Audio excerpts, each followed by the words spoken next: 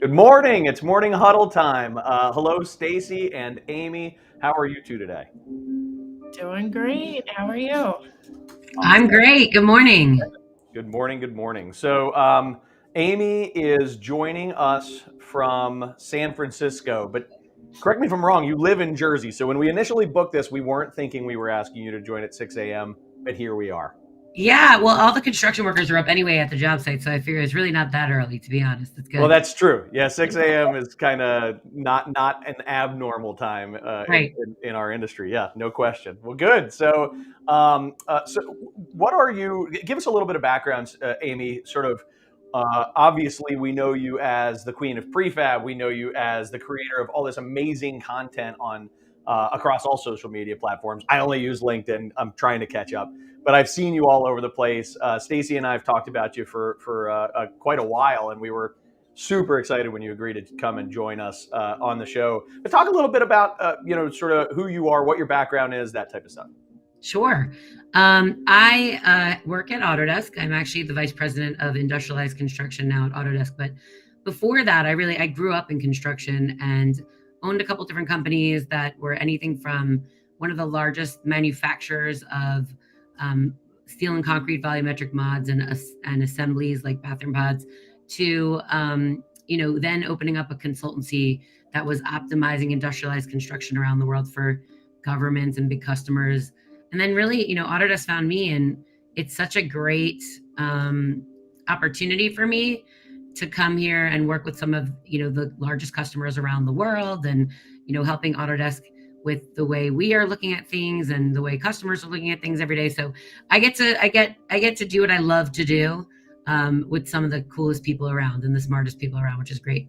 That is great. I mean, I think we were talking about just sort of this dream job for somebody like Stacy or I, who are just kind of nerds and love learning and being around, exposed to what all these sort of leading companies are doing and how people are doing things differently and better all over the country.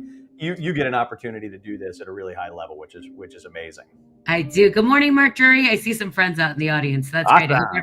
Hope you guys are going to join up this morning. It's really a great job. I think a lot of what we do we have to be seen, right? People need to see other people that look like them, that talk like them, that are talking about things they're interested in. So it's one of the reasons why I rarely say no, to people, because I want to make sure that like everyone has the opportunity to see other people that look like them, not just every day on the job site. And I think social media is such a great way to get that across, aside from the work that, talk about the real work that we're doing. Yeah, agreed. So, all right. Well, let's kind of orient ourselves a little bit with our objective today. I think we talk about prefabrication.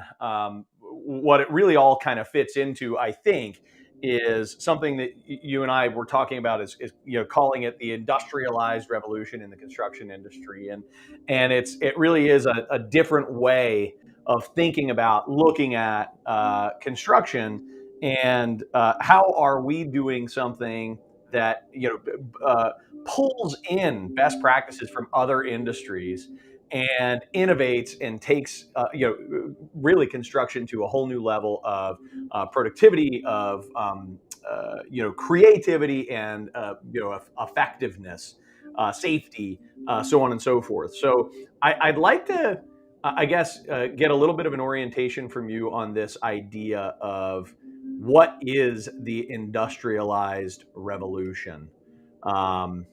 In the building industry. What describe that a little bit? Well, I think first we have to recognize that, there are a lot of individual industries out there doing great things. We're not really one industry. I think the first thing we have to recognize is that we're an ecosystem of, 17, 20 different industries all trying to get a building out the door. And, typically the way that we've worked historically is it's been a real cash for chaos type environment where people made money off of the misinformation or lack of information, out in the job sites. And by the time it got there, my dad used to say, walking around job sites, those guys over there looking in the ceiling, like we're either making money right now or we're losing money. I can't tell which, but something's going on. And I think that's one of the reasons we're seeing a little bit of a change now that, it's not going to be, we can't be just, an industry can be disrupted from the bottom up, as Clayton Christensen said, but we're an ecosystem that needs connection at the very top levels as well. And that's what's really been missing, that it's not just about the outcome of getting a wall panel on the job site. It starts much, much earlier in things like, how we're thinking about conceptualizing these buildings and reuse of these building components, and, what we're doing that will result in an outcome of having industrialized construction out on your job site. But it's so much more than the physicality. It's about the data. It's about, connection of the information. It's about the cloud. It's about, things like turning the eye and building information modeling into more intelligence, so that we have things like manufacturing informed design now as a category of information that needs to be influencing our buildings. So it's so much more than what I think meets the eye. And that's part of what people have to get over in the beginning, that it's not just about the I love that outcome way the of describing it. We're not just our own industry. We're not on an island. We're not sitting over here, by ourselves. I think, when I look at other industries, when I look outside of what many of my clients, right, who are awesome middle market for the most part, general and subcontractors, some larger. But we're in a little bit of a bubble, right? We're in a little bit of a bubble. When we look outside of that bubble, what will we find? What will we find? What's happening that is so exciting? I think, well, first of all, I gotta answer Henry, who is out there saying it's been a long time since I've had to introduce myself. But Henry, the point is that I want to introduce you to new people, new faces, new young people that are out doing podcasts, and not the same old, same old. I think what's different out there right now, it's a really different time, right? It's not that we're in a place that things are happening that are so great. I think, look, change happens when there's first dissatisfaction with the way things are, and when you see that there's a potential vision that you want to reach, but you just aren't there yet. So I think we're seeing that now in the world, that there's not enough housing, there's not enough hospitals, there's not enough digital infrastructure. And, we also don't have the same labor that we used to have. And we have to make sure that we're capturing a lot of that craftsmanship and knowledge in things like technology and people, so that we can pass that along to future generations. But it's a time of great pressure. And I would say, look, it's been at emergency levels for the fact that, I don't know, 10 years ago, people would say, don't talk about this prefabrication stuff where you're taking jobs away. And I'm like, okay, 2 years later, they're like, no one's applying for these jobs. Right. And it's not going to be the great resignation that people are talking about. That is happening. It's stuff like, Gary Vee. I'm a fan of Gary Vee, actually, on TikTok and things, is that people are not going to apply for these jobs. Young people are thinking about, where do I want to work where I can get known and see what's going on and people can see what I'm doing? And they're used to an expected experience of life that we're not offering. They're used to being digital natives. They're used to being able to portray their lives and see other people in their businesses. And we were talking earlier, you said 3% of people are providing content on LinkedIn. Okay, yep. Well, if you're under 25, that number is much higher on things like, TikTok and Instagram. It's like everyone creates content. And, look at, even on TikTok, there's 6 billion hashtags about welding right now. And yet I can guarantee you there aren't a lot of companies that have social media accounts on TikTok looking for welders, but we need to, We do. Okay. So you touched on something that I always key in on. I can't help it. It's one of my most favorite discussion points, is just this idea that anytime we stand in the way of progress for fear of what that might do to people's jobs, or what that might do to this person's income bracket, or what that might do. Anytime we stand in the way of progress, it number one, it delays the inevitable, because it's coming. You're not going to actually stop it, so you're just putting yourself on the wrong side of history. Right. But then number two, if you learn actually to embrace it, you not only do you from on a company by company standpoint, you put yourself in a potential possibility to be a market leader. But that aside, for the industry, if we learn to embrace it, you actually create more opportunity. It never ceases to amaze me when people freak out about self-driving cars. What about all the truck driving jobs? they will find other jobs, right? Other things will show up. There will be, we innovate. That's what we do. When the horseless carriage disappeared, everybody freaked out. They did. I'm sorry, when the horse-drawn carriage, that is, disappeared, everybody freaked out. There were hundreds of thousands of jobs cleaning up horse crap in cities all across the United States. And everybody was like, what are we going to do? What are we going to do? All these people, they're going to be out of jobs. They find a new, we innovate, we create better things. What are the things that people are, and I'm not asking you to call out anybody who's standing in the way of it, but what's the progress that's actually being impeded right now? Is there anything that you're seeing that people are actually trying to slow down in the construction industry? And if so, what is it and why? I mean, look, I've been known to call people out, so that's fine. I don't mind. I'm an equal opportunity offender, and I think that's important. First of all, I say that because you have to have agents for change around this world, right? If you don't have an agent for change in your company that, is asking the hard questions, making you think differently, that's constantly thinking how you're going to go out of business, you probably are missing somebody on your senior leadership team. So I think sitting with the same people and talking about the same things, and then one day waking up and realizing all the things you were doing to keep people working have now eliminated your company and got rid of all these great jobs. I mean, look, I have a real love for the trades, and I believe in the trade contractor. I believe in, the fact that we are creating work for families. And if you're not thinking about how to protect these families by evolving your business and evolving what you're doing, you're actually putting them more at risk. And I can prove that and say that, think about the future state of the expected experience, right? And what I mean by that is I could go on my Apple Watch right now. I could order a pizza, customize it on my watch, figure out when it was going in the oven. They would give me transparency as to when it was leaving.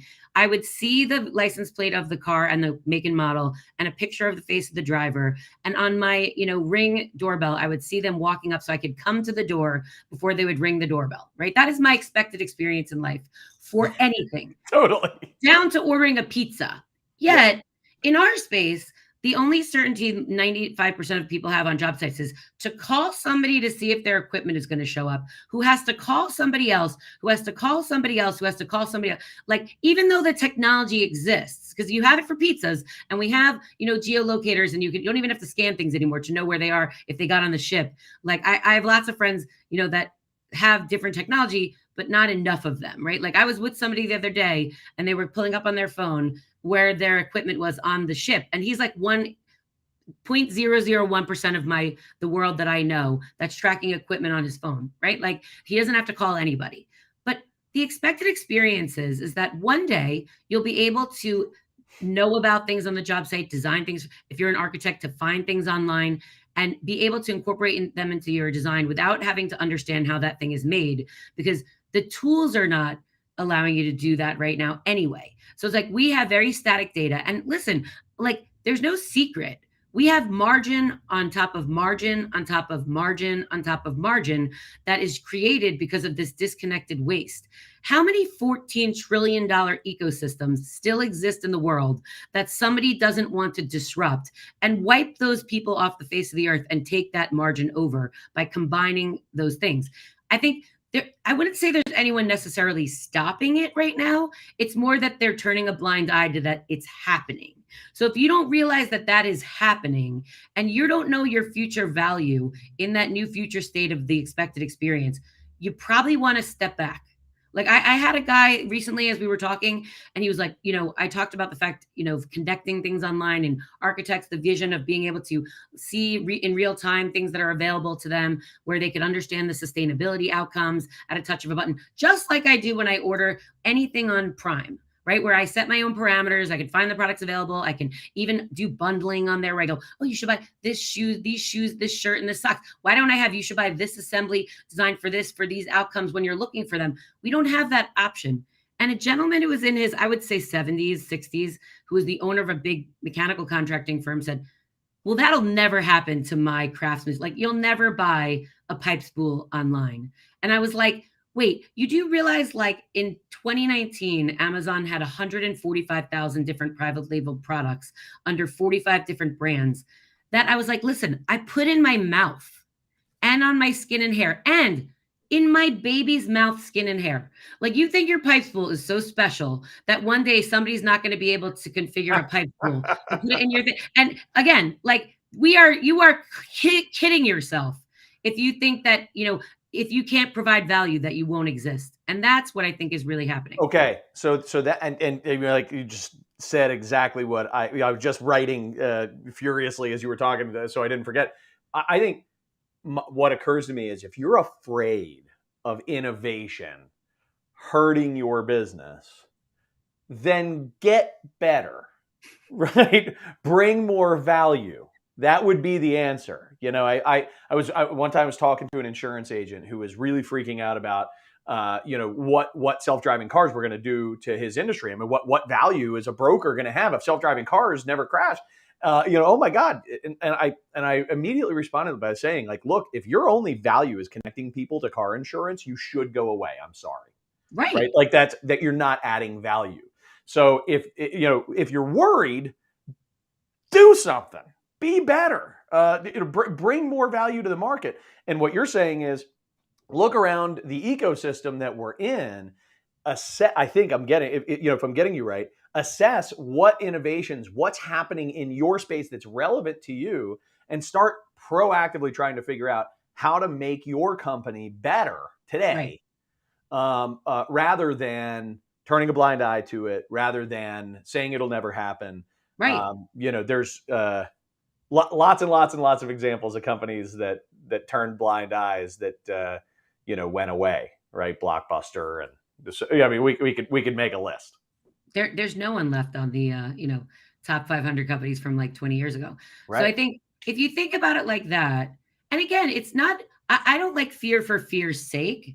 I like fear for a motivator. It's that dissatisfaction that makes, look, if you don't have money in your pocket and you're growing up and you need to eat, like, you will figure out a way to make some money. You know what I mean? Like, right now, these families are not going to eat like that you employ. And that fear drives me to be better. Like, it drives me to understand where the value of what my core capabilities are. Like, you should start asking yourself, how many things do you do that you get paid on because of some upstream wasteful process? Like redrawing things that have already been drawn, re-estimating things, value engineering things, designing things that have already been designed, pricing things to people that'll never win the jobs. The transactional waste of a project is now at about 40%. And the answer is not only going to be about, well, go to an IPD contract. I see some of my friends from the Lean Congress that were with me last week. That's not the only situation, right? Like, we have to start thinking about different measurements of success, right? Yeah. And we have to start thinking about where value is going to exist today, where it exists today, and where it's going to exist, and what matches up with what you know how to do. Like, I love the trades because I think they have a lot of make information, but they're not the only people that know how to make things. The building product manufacturing side knows about products already. They know about how to productize things. They know how to inform design with the actual productization that we talk about for construction. We have some people are really in the infancy in construction, trying to get into a place where we have products that can inform design so we have some certainty. Well, there's a whole category of groups that already know how to do that. Think about a skid when a skid is made in industrialized construction. Think about all the manufactured piece parts that are on there. They're not being made by subcontractors. They're being aggregated by subcontractors, and maybe the skid is being fabricated. So you're the guy that makes all those really complicated things that's on that skid, and yet you're even further downstream than these guys. Isn't it in your best interest to start making the skid and aggregating your own manufactured products? Like, we have to recognize that that's a risk to some of the guys that are assembling other manufactured products, right? That if that's not of a real value anymore and somebody else can do that besides you, that is a risk. And we have to recognize that. It's not like manufacturing doesn't exist outside of construction. Like, we have to reinvent it. That's not true. Agreed. Yeah, agreed. So here's a question, really direct one. Are we going to see considerable consolidation over the next 10 years in the building industry? Are we going to see companies, are we going to see the number of companies dwindle and potentially the size of companies grow? Yeah. Let me ask you this. Have you already seen it upstream with the owners? Aren't you seeing more serial owners, guys and women that don't own one building, they own 40, or data centers that aren't one data center, it's now 50 data centers, or this hospital that's aggregated into this system? Like, we already see it happening. Yep. Do you think that those people that have now aggregated the information and certainty, programmatic certainty is more important to them than savings, because they don't make the money on the building. They're making it on the services in the building, whether that's pharmaceutical or manufacturing or data. Do you think they're going to want to keep doing business in the fragmented, disconnected way now that they have consolidated upstream? I can't imagine that it doesn't happen like that, because it's more important for them to know what they're doing than it is, and the certainty around that. It's just so much more important now because everything else is connected in the expected experience, that I think we have to recognize that it's coming. So think about this. I know guys that are doing contracts now, owners that want to name multiple partners from, like, a 3-building contract. So they're looking for the price to go down over that time, but they want named people in the contract that are coming from project to project, because they don't want to relearn everything over and over again. That's happening already around the world. So I think you'll see some people that'll actually get consolidated, but I also think there'll be some categories where if you're not providing any value, that entire category of types of businesses will be wiped off the face of the earth. It just won't exist anymore. Think about the people that used Any to predictions? Any predictions on which categories? Yeah, I mean, I've had this conversation in the past. Like, most of my contractors will say, and this is not me saying it, this is them. If they don't figure out how to become more like systems integrators, my dad used to say as a contractor, just take great meeting minutes, Amy, and like make sure we get the best prices from subs. Okay, well, those days are over. So like, unless you can figure out like what value brings, if you're just the middleman now for something, I think you've got to be really scared. I think on the other side of the business, if you are just distributing things and you're not actually, I mean, look, distributors these days are so far downstream, but they are providing some credit and financing and logistics. I don't know. There are big companies on this planet that do pretty good logistics. Right. If they wanted to microfinance, they could. That's exactly what I'm thinking. Yep, I agree. Like, I believe the distribution model, but here's again, I always say expected experience. When I shop on Amazon.com, I see manufacturers, resellers, and distributors all in the same query. They figured out a way to provide some value, or no one buys from them, but they are up there, right? Like, think about what you're doing. You know what I mean? Yep. Yeah. I think when you talk about, if you're being a middleman, right, or middle person, as a part of a value chain, that's a potential risk. If I'm a general contractor, my ears just perked up, right? If I've embraced the model of self-performing absolutely nothing, doing pure construction management, and being that sort of logistics person, as the owner gets more and more information, as the owner gets more and more power in the market, which is what will happen. It's just what does happen. Right. General contractors' models have to shift to what are we bringing to the table when an owner doesn't need us to buy subs, when an owner doesn't need us to shop, when an owner doesn't need us to figure out whether their buildings are constructible, when an owner doesn't need us for VE, when an owner, right, all those different things. What do we stand for? What do we do? And I think what does estimating become? What is estimating if the price is part of the criteria? Right. Like, I mean, think about these guys. Like right now, I saw your question. Like, we've been trying to standardize for many years. Standardization is only part of it. That's why it hasn't succeeded. I had a bathroom pod catalog. Look, my daughter's 14 before she was born, right? Like, but if you don't have a way if you have to sell your standard product with your mouth or your feet these days, that's a problem. And until we connect the ecosystem with where you can place your standards in the cloud in real time and have it be updated in real time with the data backbone for your product. And unless I can see analytics the way I do when I put something in my cart that people can market to me and they can change the price and they can see my wish list, until I have that, standardization is only part of it and it won't succeed. Like, you're basically a catalog in the dark. If somebody is still drawing a geometric box and not being informed by those standards that you're creating, and I believe the standards will be created by the market, not necessarily one authority, or they'll meet code, but I don't think it's anyone's place to look at Amazon. Like, I keep going back to expected experience. Look at Alibaba. What standards are being created by them? It's just the data standard of being able to place your product in the online catalog, right? They're not telling me how I have to make something. They're just allowing me to be there if I meet the requirements for someone to consume that data and to aggregate the data with other data, right? Like, so I always like to say, yes, a Revit button is amazing. You should all think about Autodesk platform services to create great apps. And I think it's the beginning of the internet right now, with the way in which Autodesk platform services has been open to having any developers come and make the secret sauce. I like to say, like, look, right now there's no ways or WhatsApp on the Autodesk platform in totality yet. You could create take that domain expertise that's now in jeopardy and make something out of it that will be far more valuable than, getting the next job. And I think we have to recognize, if you're a young person in this space and you're into technology, or if you have the domain expertise, partner up, because you can literally make the next Waze, which is worth, I don't know how many billions on. And by the way, on my Apple platform lives Waze, Google Maps, Apple Maps, and probably 10 other, directional capability apps. We have, like, I don't know, 4,500 apps right now on Autodesk platform services, but they're growing at, like, I don't know, 200 a month right now. So this is the beginning of the internet. If you were too young to make money at the beginning of the internet, this is your time, right? So I think that should inspire you to want to come to this space and be an entrepreneur, because there is nothing but opportunity right now in the expected experience of how this is changing. That's awesome.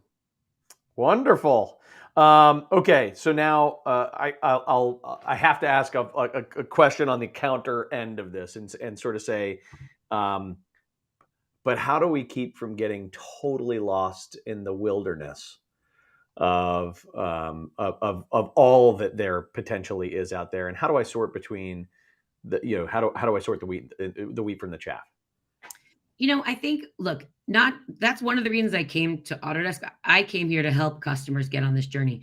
I think people are very good at seeing vision, right? Like, it doesn't take much to be like, an army of robot dogs is going to be on my job site one day. And, like, people predict that. And I go, yeah, that could happen. But let's take it step by step. In that formula of change, you have to do some first concrete steps of action. So assuming you have one robot dog, what does that dog want to eat? How do you charge it? Where does it go? Where does it stay? How do you interact with it? What data do you have? So it's like, take a first concrete step of action. And for a lot of people, that's going to be digitization of what they have, like just getting it up there to see what it is so you can use technology to sort it. Yeah. You can't sort things in people's brains. You can't organize metrics if you're not measuring things. So I would like, just start to visually collect so that you can digitize things that are only known to that one person that you're afraid if they leave your company, right? And I think that's a first concrete step of action you can take, is to take an assessment of your readiness, of your culture, of your tools, of your technology. Like, in my lean friends, like, do a little bit of a shingo to, like, understand what assessment you need to do to see, like, what could be your value in the future state. What are your risks? What are your, dependencies right now? Start there. Take a little stock to make sure that you're ready for the future state, and be really honest with yourselves. And sometimes that helps to bring in a third party to do that assessment. What's your technical health right now? What's your digitization health? What is your prefab readiness health right now? Like, if this happens, there are people that can actually come and help do that, not just from my company, but others that we partner with. Because look, at the end of the day, I always say you can afford to potentially buy a 6-axis arm robot, but you probably shouldn't in your fab shop unless you're ready for that future state. Like, it'll just get dusty or make scrap faster, like my treadmill these days. You know what I mean? Like, don't do it. Don't buy toys. Don't buy toys without understanding, like, why. Yeah, I think that's brilliant advice. One of the biggest, where I oftentimes start with my clients, is, before we start improving your processes, can we just write down what we do? Can we just write down how we currently do it? Just taking stock of what you currently do, and actually just setting the standard for, okay, at least we've assessed how things currently work. Now we can really prioritize what needs to be innovated, where we need to integrate technology, and so on. But it's not until you really take stock of what you have. So I think that assessment is a fantastic recommendation. Stacy, do you have any questions, either yourself or from the audience, while we still have Amy? I want to start to wrap her up here soon. I'm sure she's got plenty of other things happening today. Amy, do you have any experience with, I guess, giving some advice on how to establish an innovation committee within your organization? Like you were just talking about, don't just go out there and grab a robot and then it sits in the dust because you don't have that team that can really take the time to start playing, and integrating whatever virtual or technology, and any technology, and kind of experimenting with it. Is there anyone out there that's doing a good job at, implementing something new? interestingly enough, I was just talking to a company that's doing some 3D printing. They're a couple of young guys, right? And they were talking to me about a board seat with them. And I was like, they asked me the same question, actually, Stacy. They're like, they want to move from one type of the part of the business to like, they don't even really know what's out there as an example, like what could be in 3D printing these days. And I was like, the first thing you need to do is stop asking the same people that have been in your place, in your company for advice. Like you have to go out. Anybody can create an advisory board. Like it's not expensive. And mostly you can find people that would volunteer for the experience, to be honest. There are boards that are created that are real boards, as well as like, that have paid board positions. But when you look for those people, look for people first that are going to ask the hard questions, some of them that challenge you.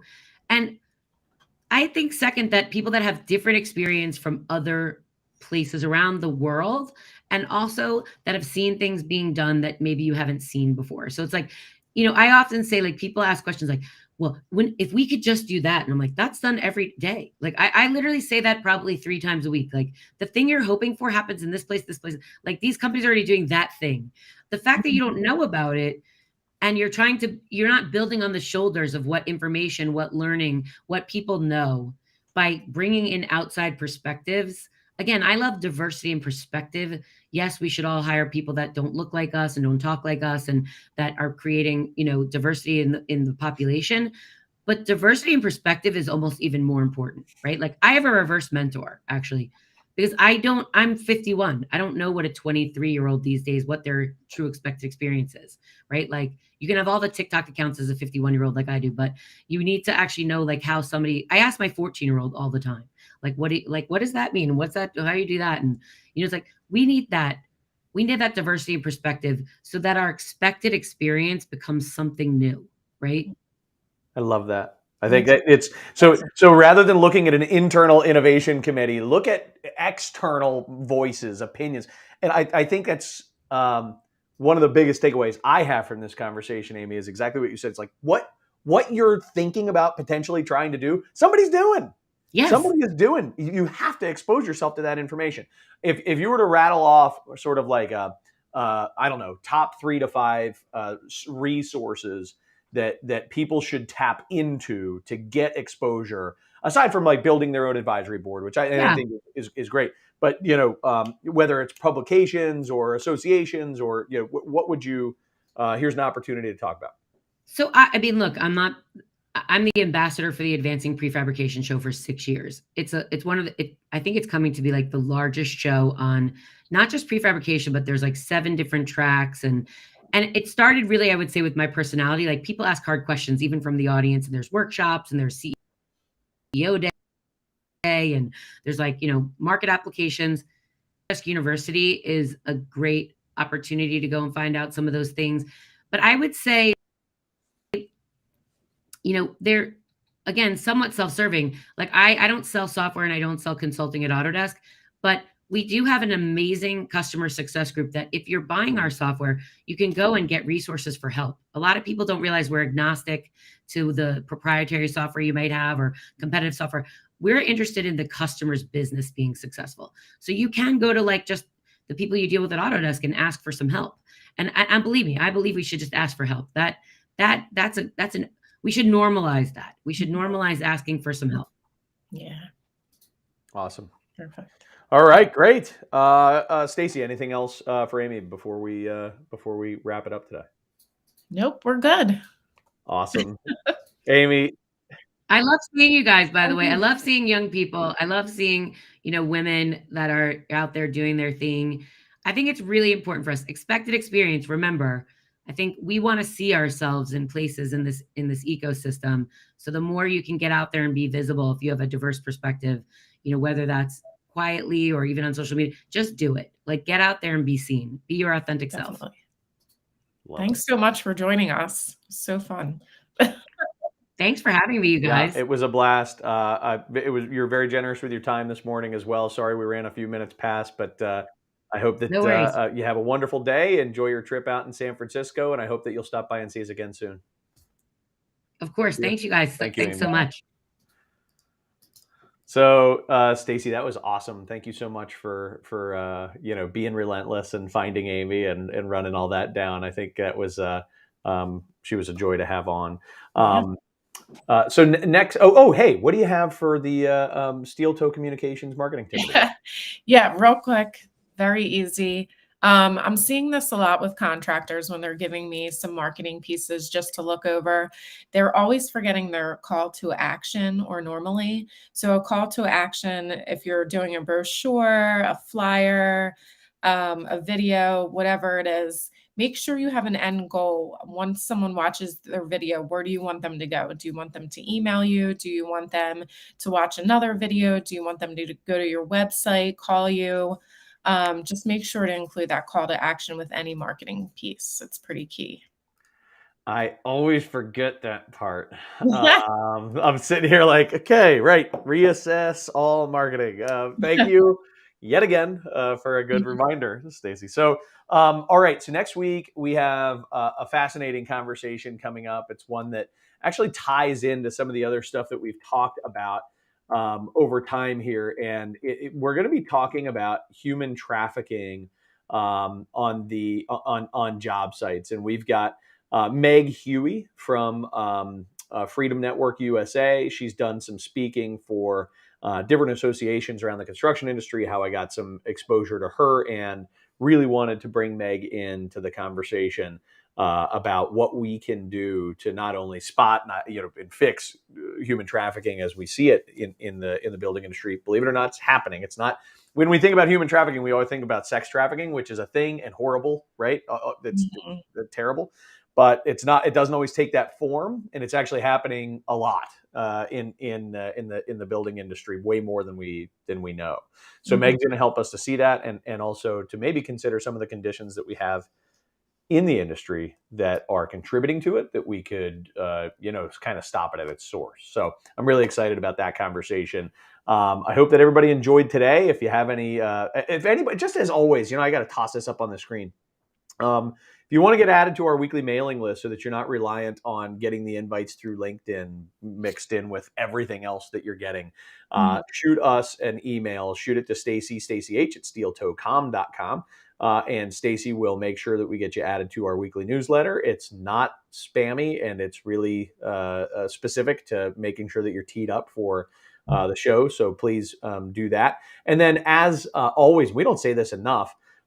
If you or someone you know has an important story to tell about creating positive change in the industry, like the story that we just heard from Amy, or stories that we're gonna, that we hear every single week, please let us know. We're building our guest list for the winter at this point, and would love to build that guest list with people that you know and that you think are doing an amazing job. So reach out to us.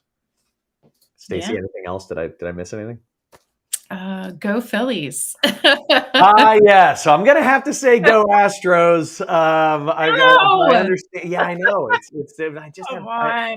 I've got some clients down in Houston that I love dearly, and who this is like their entire life right now. So but it has been the Phillies are the underdogs, right? Coming in, and I have a hard time not rooting for the underdogs. So much fun watching. And Philly's like an underdog town, so it is hard to root against. I'm not rooting against Philly. I just want to see my friends be happy. But now, Stacy, I want you to be happy. You better. I'm your partner here. You better be on my side, or I'm not showing up next week. You guys can have game one. I hope that's tonight, right? Game one tonight. No, I think it's Friday. Actually, they have a break. Why the delay? We're going to be playing baseball on like November 20th. I know. Crazy. I know it is. All right. Stacy, have a wonderful week. All right, you too. See ya. Bye-bye. See you guys.